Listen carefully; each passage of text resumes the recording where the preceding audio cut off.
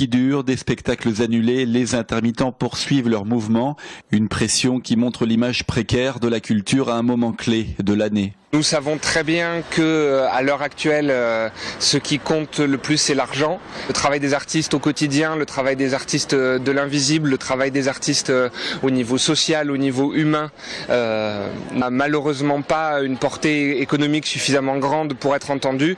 Et donc notre seul endroit de lutte et de mobilisation sont, pendant les grands événements, pendant les grands festivals d'été. Des festivals qui souffrent, qu'ils soient grands ou plus modestes, leur rôle économique s'affirme d'année en année. Du coup, l'inquiétude grandit chez les organisateurs. À Villeneuve-les-Maguelones, le premier concert a dû être annulé. Je ne cesse de dire depuis que j'ai créé le festival que culture et économie font bon ménage. Quand j'ai créé le festival, pour tout vous dire, j'étais jeune directeur du tourisme à Palavas-les-Faux dans les années 80 et mon but c'était, à partir d'un événement culturel, permettre d'étaler la saison, puisque à l'époque les vacances étaient 14 juillet 15 août et donc pour nous c'était d'étaler la saison. L'objectif économique était important. Une dimension économique de la culture évidente aussi pour la Chambre de commerce et d'industrie de Montpellier. Sur les 4 mois de la saison estivale, les événements culturels, les festivals génèrent entre 15 et 20 millions d'euros de retombées économiques, des recettes qui pourraient disparaître. C'est des nuitées, c'est de la restauration, c'est du commerce qui va souffrir.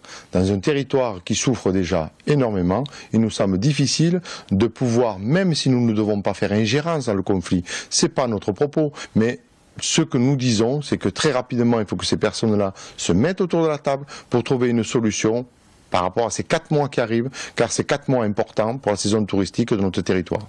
Et les dernières propositions du Premier ministre sont jugées insuffisantes par les intermittents. Le conflit continue.